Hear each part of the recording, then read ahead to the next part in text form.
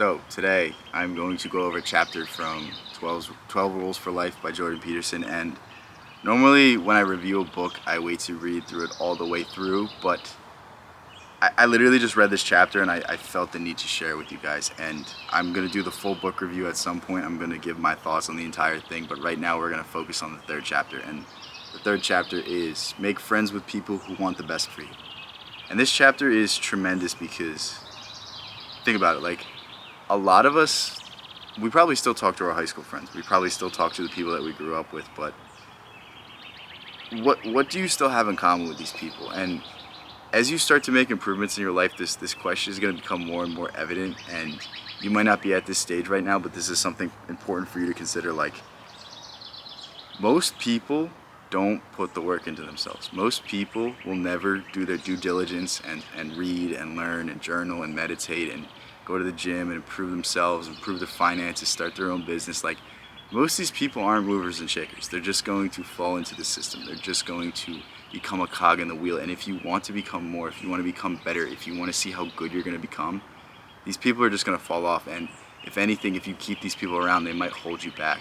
Because we all heard that saying, the sum of the 5 people you spend the most time with, and it is so true. And the people that we choose to hold around us are the people that we get our belief systems from. Think, you have certain internalized ideals because of your parents, because of your family members, because of the people who are around you when you were a child. Like, it's the same as we're growing older, and we're sticking with these people that really, they might think they want the best for you, but they probably don't. And we need to start surrounding ourselves with people that are going to push us, people that are going to make us better, people that are going to inspire us to become great, people that are doing things in their own life, and they're really pushing the envelope. Like, over the past few years, I've had so many friends that I've just, it's not that I don't like them, it's not that I don't, still care about them, it's that they're not going in the same direction.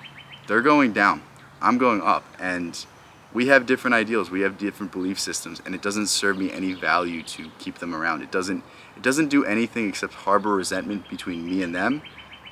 And it's a double-sided thing, because I'm saying, like, hey, you could be so much better, and they're saying, like, this asshole thinks he's better than me. And it's like, that is something that's not going to resolve until we both get to the end of our paths. And in the past year or so, I feel like I've really cut off 90% of people. Like, I think there's only 2 people that I still talk to, and both of them seem to have their things together.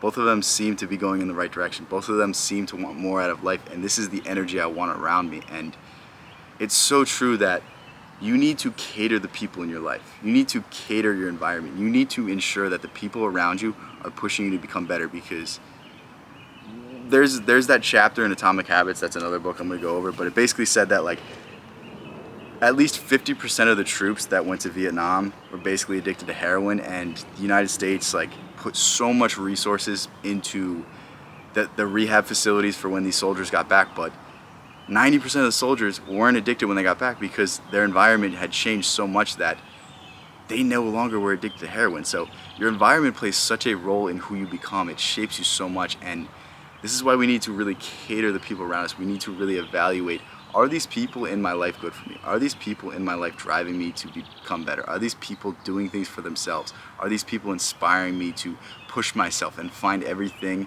that I really can be? And if the answer is no, then I'm sorry to break it to you, but you gotta stop hanging out with these people. You gotta put them at arm's distance. You gotta say, hey, I gotta figure my stuff out right now.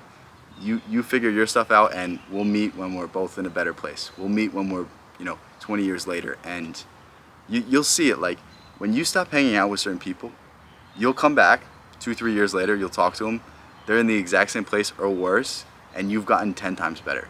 And it's a sad reality, because you've done the work on yourself and they just stayed still. And the danger is that if you continue in these patterns, if you continue hanging out with these people, like, you might be that person.